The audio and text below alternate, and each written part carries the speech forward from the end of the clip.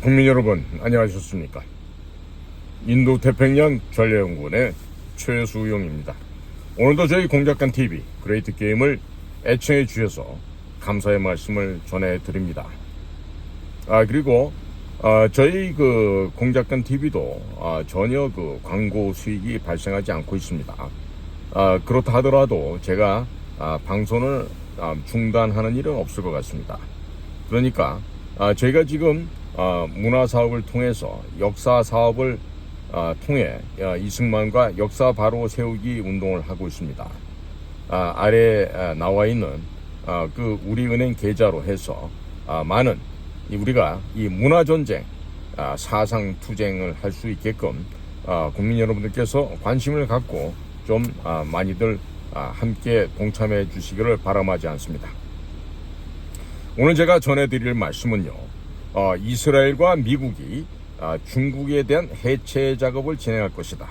그리고 내년에 한국 총선과의 연관성에 대해서 말씀을 전해드리고자 합니다. 중국 공산당은 내년도에 있을 대한민국의 22대 총선에 왜 개입할 수밖에 없는지 이에 대해서 말씀을 전해 올리고자 합니다. 중국은 내년 총선에서 중국 공산당과 연결되어 있는 후보들을 당선시키고 윤석열 대통령을 탄핵시키고자 할 것입니다. 한미일 군사협력을 강화하고 있는 윤석열 대통령은 지난 캠프 데이비드 선언문을 통해서 미국과 일본이 대한민국의 통일을 지지한다고 하는 공식 문서의 서명을 이끌어내었습니다. 거기다가 최근 이스라엘도 대한민국의 통일을 지지한다고 나서고 있어서 대한민국의 통일은 성큼 다가왔는데, 만약에 한반도가 대한민국에 의해서 통일이 되어버리면 중국은 곧 무너지게 되어 있습니다. 겁에 질린 북조선의 김정은과 중국 공산당은 윤석열 정권을 무너뜨리기 위해서 내년도에 있을 총선에 반드시 개입을 할 것입니다. 중앙선거관리위원회의 해킹을 통한 선거 결과 조작, 여론 조작 등 다양한 방법으로 선거에서 여야의 친중 정치인들이 당선되도록 도울 것입니다.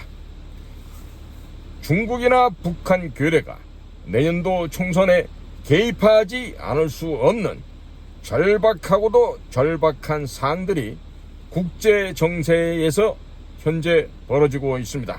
자, 지금부터는 국제 정세를 잠시 살펴보겠습니다. 최근 이스라엘군 IDF죠. IDF가 하마스의 지하 땅굴 소탕 작업을 하는 과정에서 땅굴 안에 은닉하고 있던 중공 군인들을 발견해서 큰 충격을 받았다고 합니다. 많은 분들께서는 중국 군인이 왜 하마스 땅굴에 가서 이스라엘을 공격하는 하마스를 지원하고 있는가, 이렇게 의문을 표하실 수 있으시겠지만, 금년도 5월경에 시진핑이 이스라엘의 수도 예루살렘을 동과 서로 분리시키겠다고 발언한 바 있었습니다. 이와 같이 천명을 하였습니다. 그래서 지난 5월에 이스라엘 유대교의 최고 랍비가, 이 랍비는 보통 선생이라는 뜻의 최고의 호칭이 되는데요, 이 최고참 랍비께서 대만의 유대인들을 극비리에 방문을 했고, 또 이스라엘 모사드 요원들이 극비리에 대만을 방문해서 이스라엘판 미사일 방어망인 아이언돔 기술을, 또 군사 기술을 대만에 제공하겠다고 제안했다고 한 이 사실들이 미국의 작은 인터넷판 뉴스에 보도된 바 있었습니다. 그 매체는 아마도 이스라엘 정보기관에서 운영을 하고 있거나 지원 중인 수많은 해외 매체들 가운데 하나였을 것입니다. 모사드 요원들이 극비리에 대만에 들어가서 극비리의 군사 기술을 제공한 이 사실을 어떻게 미국의 조그마한 인터넷 언론이 알고서 보도를 했겠습니까? 중국 시진핑 정부가 열 좀 받으라고 고의적으로 알려준 것이죠. 그리고 지난 6월 1일 대한민국 수도 서울 소공동에 위치한 롯데호텔 3층에서는 매우 특이한 행사가 있었습니다. 자그마한 작은 선교단체가 주관한 행사였는데 행사명은 코리아 이스라엘 원 네트워크 키온이라는 행사였습니다. 만일 이스라엘과 원 네트워크 사이에 D자를 붙이면 돈이 되어버립니다. KIDON 이렇게 되면 이스라엘 모사드가 보유하고 있는 최강의 비밀 조직으로서 살인 전담 파트가 되겠죠. 자, 그런데 그런 키돈을 연상하게끔 한 이날의 행사에서 자그마한 선교단체가 무슨 돈이 있어서 서울 시내 한복판 최고급 호텔 롯데호텔에서 자그마치 200여 명가량을 초청을 하고 성대한 행사를 치를 수가 있었겠습니까? 그 당시 행사에 참석한 사람들은 예루살렘시의 부시장, 예루살렘 포스트 부사장, 주한 이스라엘 대사, 또 미국의 언론사 부사장 등이 있었고, 또 그 대표단으로는 이전에 주 미국 이스라엘 대사를 했던 사람이었습니다. 현재 주한 이스라엘 대사는 한국에 오기 전에 주 미국 이스라엘 대사로 근무를 했었던 거물급 인사였습니다.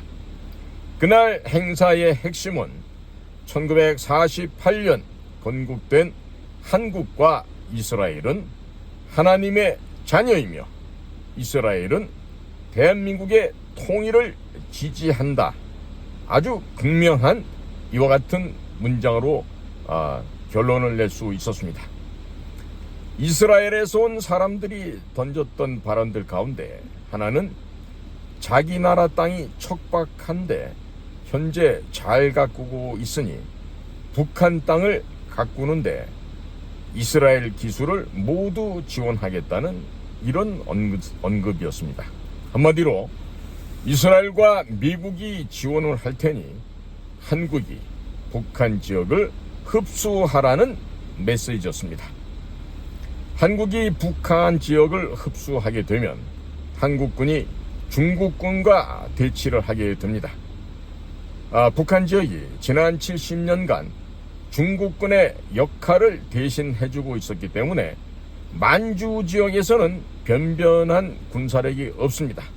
그냥 그저 경찰 수준의 군사력이 존재한다고 할 수 있겠습니다.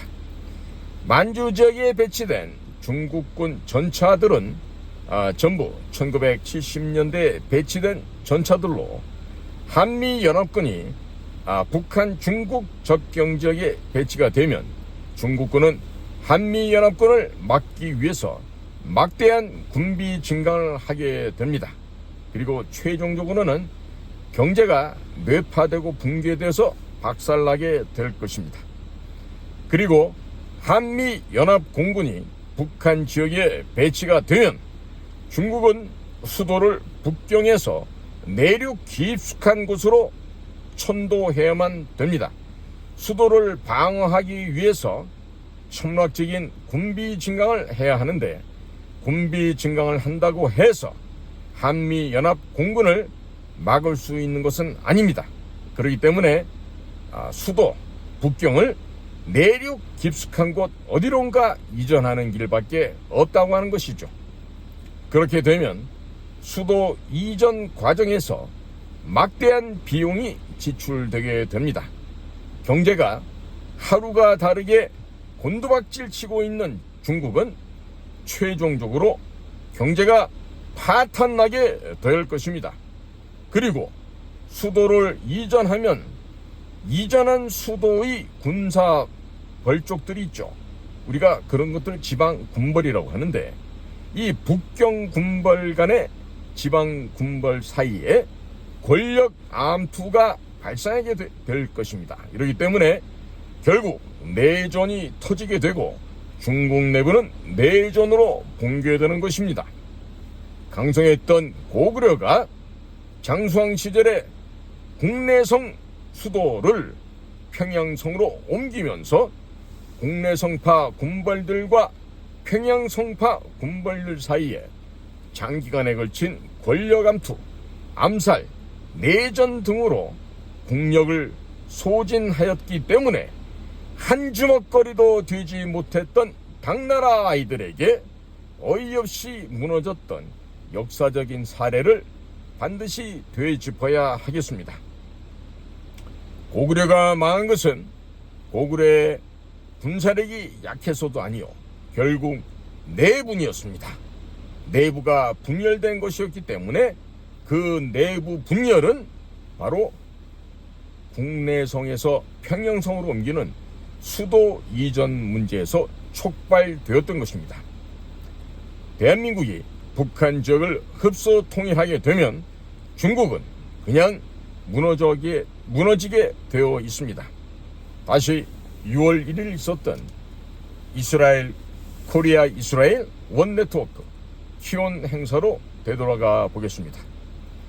행사 당시 주한 이스라엘 대사가 갑자기 먼저 나가는 일이 발생하였습니다. 그런데 통상 이런 경우에서는 사회자가 대사님께서 다른 일정이 있어 먼저 나가시게 됩니다. 양해 부탁드립니다.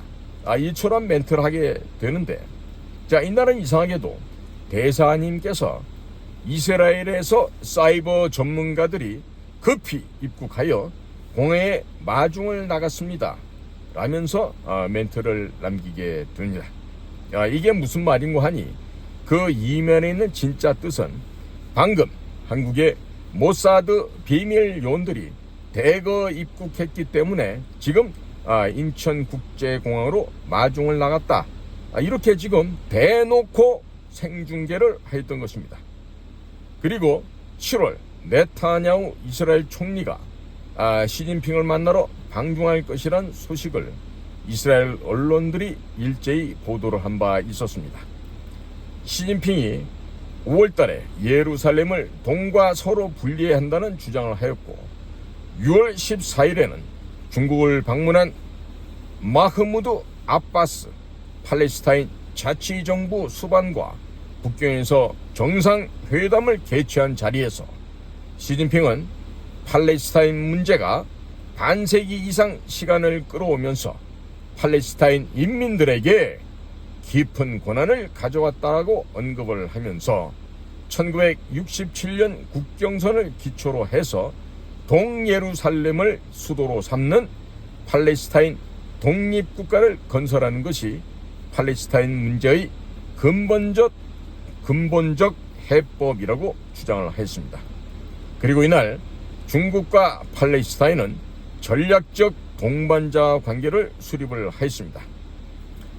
현재 이스라엘군이 하마스를 소탕하기 위해서 지하 동굴로 들어간 자리에서 중공군들을 만난 이유가 이제는 이해가 좀 되시죠? 그러면 지금부터는 중국에서 어떤 일이 현재 벌어지고 있는지 말씀을 드리겠습니다. 네타냐후 이스라엘 총리가 중국을 방문할 것이라고 기사가 나간 뒤에 현재 중국에서 해외 자본이 썰물 빠지듯이 빠져나가고 있습니다. 기업들이 중국에서 번 돈을 중국에 투자하지 않고 전부 본국으로 송금하여 돈을 모두 긁어서 해외로 나가고 있습니다. 엄밀하게 말씀드리게 되면 유대 금융 자본이 모두 빠져나가고 있다고 보시면 이해가 훨씬 쉬우실 것입니다. 완전히 중국 경제가 박살이 나고 있으며 부동산 거품 붕괴로 줄도산하고 있는데, 이런 경제적 쓰나미가 내년 초반부터 본격적으로 한국을 덮칠 것으로 예상하고 있습니다. 중국 공산당을 탈당한 사람이 이미 억명을 넘어서고 있다고 하지요.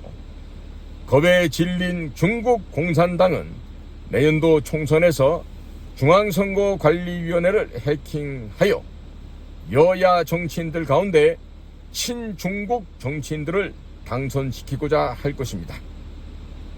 그리고 친미, 반중 노선을 걷고 있는 윤석열 정권을 붕괴시키려 할 것입니다.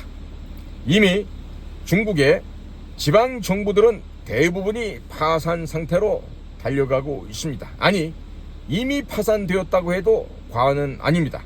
수년 전부터 공무원들에 대한 급여가 절반으로 줄어들었고, 최근에는 지방정부의 공무원들에 대한 급여가 아예 나가지 못하는 곳들이 속출하고 있습니다.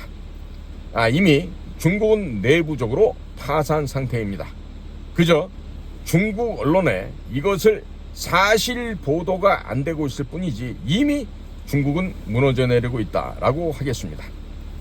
중국의 경찰인 공안도 급여가 안 나온다는 이야기가 북경의 SNS에서 돌고 있습니다. 이와 같은 소식이 재빨리 삭제가 안 되고 장기간 방치되고 있어서 알만한 사람들은 이제 다 알게 되었다는 사실이 오히려 놀랍다 하겠습니다.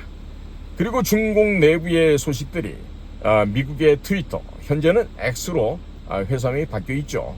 이 X에 올라오고 있는데 이 X가 중국 내부에서 통제가 안 되고 가동되고 있다는 사실이 더욱 놀랐습니다.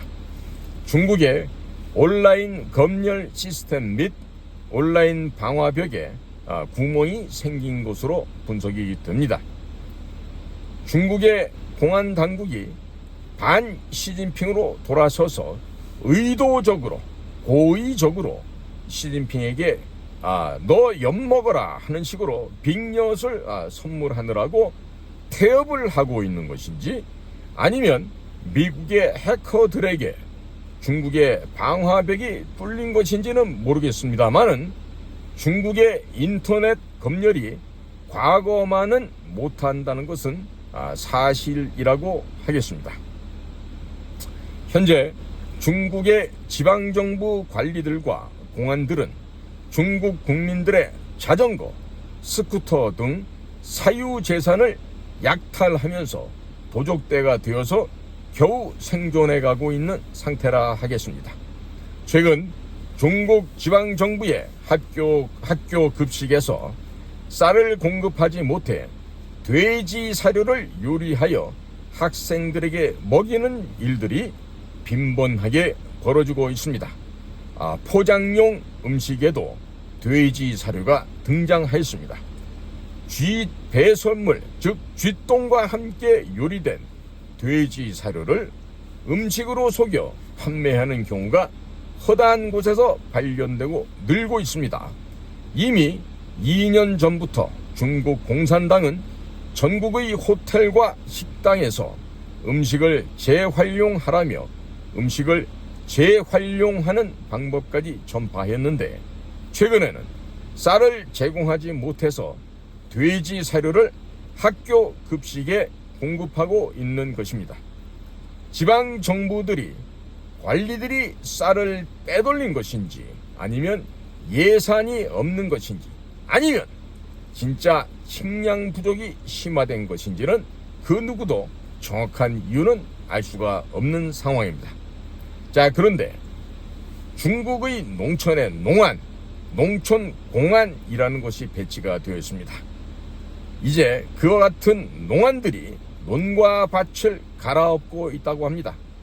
농민들이 식량을 사먹지 않으니 세금이 안 거친다 하면서 세금을 내고 식량을 사 먹으라고 논과 밭을 갈아엎고 낫과 쟁기 등을 압류하며 이런 만행을 벌이고 있는데, 이런 일들이 전국적으로 벌어지면서 중국 내에서의 식량 생산이 급격하게 떨어지고 있습니다. 또 실업자가 된 농부들이 관청으로 몰려가 데모를 하는 등 전국이 아수라장으로 되어가고 있습니다. 일부 지역에서는 시위가 격해져서 공안이 총을 쏘면서 해산을 시키려고 해도 저항이 심해져서 공안이 성난 국민들에게 두들겨 맞고 있다고 합니다. 무장경찰들에게도 월급이 안 나온다고 하니 무장경찰들이 폭동 진압을 대충대충 하면서 국민들의 분노가 중앙정부로 향하게 만들고 있는 상태라고 합니다. 전체 중국 공산당 공무원들이 중국 국민들을 약탈하면서 생계를 유지하는 상태로 들어가 버린 것입니다. 이제 중국은 대륙 전체가 반문명 국가 상태로 돌입을 하였습니다. 자, 북한을 생각해 보시면 아마도 중국이 어떤 처지로 전락했는지 쉽게 이해가 가실 것입니다. 또 중앙에서 파견된 공안과 지방의 공안 사이에 폭력 사태가 발생을 했다고 합니다. 지방의 공안이 중앙에서 파견된 공안들을 감금하거나 폭행, 구속하는 등 상상을 초월하는 일들이 중국 내부에서 현재 진행 중이라고 합니다. 완전히 국가 시스템이 무너져 버린 것입니다. 그리고 사람들이 길거리를 줄을 지어서 기어다니고 살아있는 장어를 길거리에서 줄을 서서 입으로 뜯어먹고 있고, 또 아주 쓰고 쓴 가시 달린 오이처럼 생긴 생여주를 길거리에서 줄을 서서 뜯어먹고 있습니다. 길거리에서 줄을 서서 서로 얼굴에 침을 뱉거나 하루 종일 무대 위에서 웃으면서 박수를 치는 등 괴이한 일들을 벌이고 있습니다. 이런 회계망측한 일들이 벌어지는 것은 기업 실적이 악화되니까 각 기업들이 직원들에게 벌을 주는 것이라고 합니다. 박수를 치면서 웃다가 웃음이 사라지면 그냥 해고되는 것입니다. 인권은 완전히 사라져버린 상태입니다. 현재 전 중국에서 35세가 되면 무조건 직장에서 해고되는 일들이 벌어지는데, 북경대, 칭화대 등 중국 최고의 대학을 졸업을 한다 하더라도 구할 수 있는 직장은 청소부에 불과하며, 그 청소부마저도 35세가 되면 무조건 해고가 되고 다른 사람으로 채용되었다가 또 해고가 되는 등 악순환이 반복되고 있는 것이 현재 중국 상황입니다. 청년들은 모두 광고비를 벌기 위해서 유튜브 방송에 올인하고 있는데, 광고비를 벌 수 있는 유튜버들은 10%가 채 안 된다고 합니다. 그리고 중국의 각 학교에서 부모 몰래 학생들의 피검사 및 DNA 검사를 수시로 진행하고 있는데, 중국에서 장기 이식이 합법화되면서 갑자기 사라지는 학생들이 급증하고 있다고 합니다. 장기 적출, 생각만 해도 끔찍한 일인데 무슨 일이 벌어지고 있는지 다들 알아서 생각해 보시기 바랍니다. 끔찍한 상황이 연일 중국 대륙 내에서는 진행되고 있습니다. 지금 중국 공산당이 돈이 떨어지게 되니까 반간첩법이란 것을 신규 만들어서 외국인들을 마구잡이로 잡아가고 있습니다. 반간첩법에 따르면 중국인이 기분 나쁜 행동을 하면 간첩 행위로 간주하여 체포할 수 있다고 합니다. 중국 공안들이 월급이 안 나오게 되자 그냥 아무나 잡아가서 돈을 요구하고, 돈을 안 주면 장기 매매단, 장기 적출 비밀 조직에게 넘기는 수순을 밟을 것이라는 것은 안 봐도 뻔한 이치라 하겠습니다.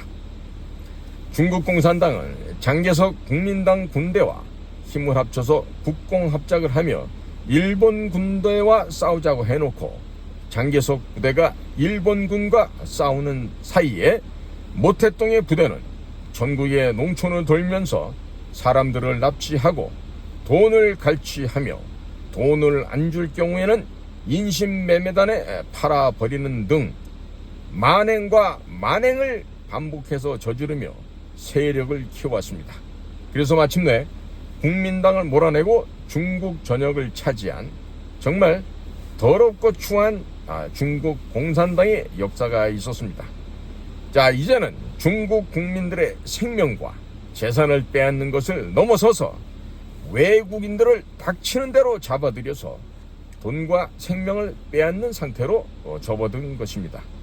그리고 유치원생부터 시진핑 사상을 주입시키는 등 어린 학생부터 전 국민을 완전히 좀비 상태로 만드는 작업을 하고 있습니다. 중국은 현재 문화 대혁명 시대로 돌아가고 있습니다. 그리고 전국에서 갑자기 건물들이 무너져 내리고 있는데 조사를 해보면 벽돌도 가짜요, 철근도 가짜, 하수도도 가짜요, 시멘트도 가짜, 모든 것을 가짜로 만들었으니 그런 것들이 최근 들어 집중적으로 붕괴를 하고 있는 것입니다. 조금도 이상한 상황이 아닌 것이죠. 그리고 여름만 되면 금년 여름에도 큰 홍수가 났었는데, 홍수가 나서 도시가 침수된 이유 가운데 큰 이유가 북경과 상해 같은 대도시의 하수도 시설 또한 가짜로 만들어져 있다 합니다. 그래서 빗물이 안 빠져서 도시가 침수되는 일이 금년도 북경과 상해에서 대규모로 발생을 하였습니다. 그리고 지난 2020년부터 3년간 전국적인 전염병, 무슨 전염병이죠? 중국 우한 폐렴이 되는데, 그 중국 전역에서 이 중국 우한 폐렴으로 인해서 하루에 약 30만 명씩 사망을 했다고 합니다. 3년간 대략 4억 명에 달하는 인구가 사망한 것으로 분석되고 있습니다. 해커들이 중국 공안 당국의 서버를 해킹해서 중국 국민 전체 주소록을 털었습니다. 그리고 이것을 온라인에서 판매를 하고 있는데, 그 결과가 인구가 10억 명이 안 되었다고 합니다. 그래서 역으로 조사를 해봤더니 그것이 맞는 사실이었다는 것이 발각이 되었습니다.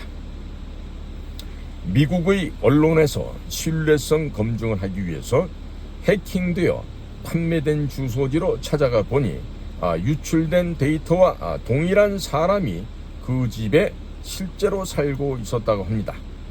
그리고 에포크 타임스에서도 휴대전화 등록 대수 등을 추적해 보니 인구가 상당히 감소한 것으로 분석을 하고 있습니다. 그런데 현재도 각종 전염병들이 돌고 있어서 젊은 공안, 외교관, 군인들이 계속 죽어나가서 변화가 되고 있습니다. 이미 의료보험 체계가 무너져서 병원에 간다 하더라도 약값이 비싸서 서민들은 약을 구할 수조차도 없다고 합니다. 일반 서민들은 병원에 가도 죽고 안 가도 죽는 상태입니다. 문제는 전국적으로 전염병으로 입원을 하고 죽어나가는 사람이 너무 많아서 병원에 간다 하더라도 진료조차 받을 수 없는 상태라고 합니다.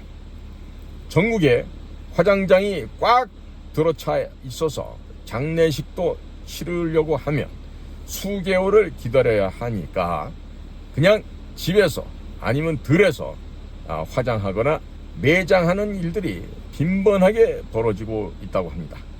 삶과 죽음이 무의미해진 그야말로 참담한 중국의 현실이 되겠습니다. 중국에서 병에 걸리면 그냥 기다리다가 자연 치유되거나 아니면 악화되어서 죽거나 둘 중 하나밖에는 다른 길이 없다고 합니다. 도저히 문명사회라고는 할 수가 없는, 지금 거의 구석기 시대로 돌아간 중국의 상태다 하겠습니다. 중국의 인구가 몇 명인지는 더 이상 중요하지 않은 것이 계속 죽어나가고 있기 때문이고요. 전국에서 하루에 30만 명씩 죽는다고 가정했을 때 1년이면 대략 1억 명이 죽는 상황이 됩니다.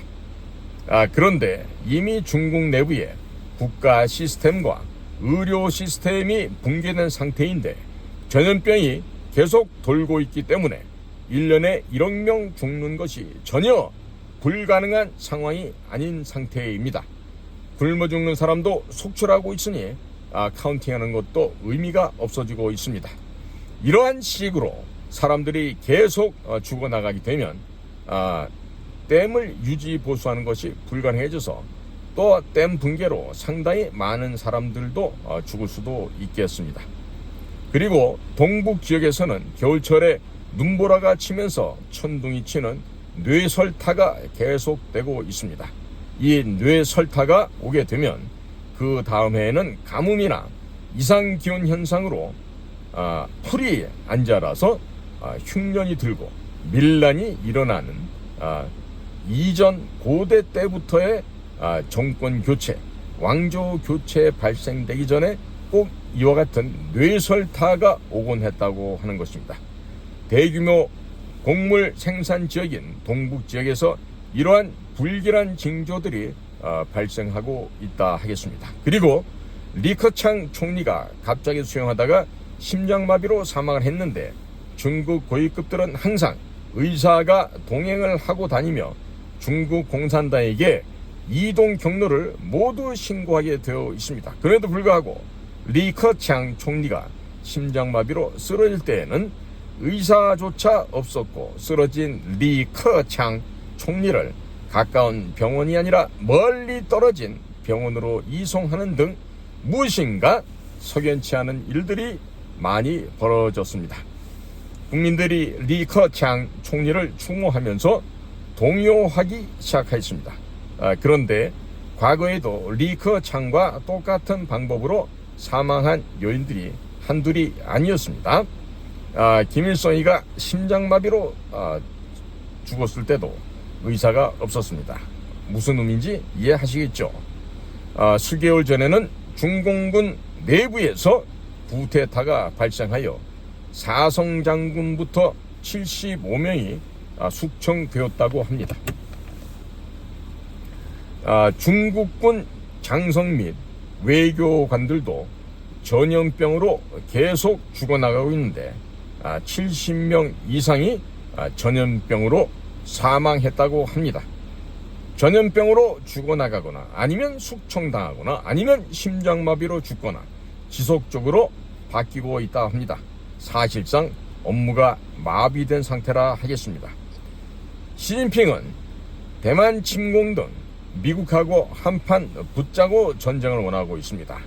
그런데 중국군 장성들이 반대하고 있으니 중국군 수뇌부들을 전부 교체하고 있다 하겠습니다. 그 사람들도 중국군이 미군과 전쟁하면 가장 먼저 자기 자신들부터 죽는다는 것을 잘 알고 있어서 전쟁을 두려워하고 있습니다. 그러려면 명령 불복종으로 숙청이 되거나 밤에 집에 가다가 교통사고로 죽거나 하는 등의 석연치 않은 일들이 현재 벌어지고 있습니다. 중국군의 워게임 전문가도 밤에 귀가하는 도중 교통사고로 죽었고 로켓군 사령관도 교체가 되었으며 국방장관도 임명된 지 한 달 만에 갑자기 공식 석상에서 사라졌다가 다른 인물로 교체가 되었습니다. 또 외교부장으로 임명됐던 친강 역시 임명된 지 얼마 못 되어서 이전에 외교장관 했던 왕이가 다시금 재등장하는 등 중국 내부의 이 골병이 부패 현상이 현재 심화되고 있습니다. 중국 시진핑 정부는 현재 출구가 보이지 않습니다. 국민들의 불만은 폭발하고 있습니다. 외부에서 전쟁을 일으켜 내부의 불만을 외부로 돌려야 하는 상황에 처해 있다고 하겠습니다. 따라서 의도적으로 대만을 침공하거나 한반도에 전쟁을 일으킨 뒤에 한반도 전쟁에 참전을 하며 언론을 통제하고 중국 내부에서 대규모 전염병을 뿌려 중국 국민들을 살처분할 가능성 역시 배제할 수 없는 상황이 됩니다. 그 이전에 한국의 총선에 개입을 하여 반미 친중을 호도할 것이며 또 친미, 반중, 한미일 군사협력 강화를 하고 있는 윤석열 정권을 붕괴시키는 작업을 진행할 것으로 예상이 됩니다. 자, 그래서 지금 윤석열 정부는 중앙선거관리위원회에 대한 북조선과 중국에서의 해킹에 대비한 만전을 강구해야만 할 것입니다. 자, 그러지 못하면 심각한 일이 우리나라에서도 벌어질 수가 있겠습니다.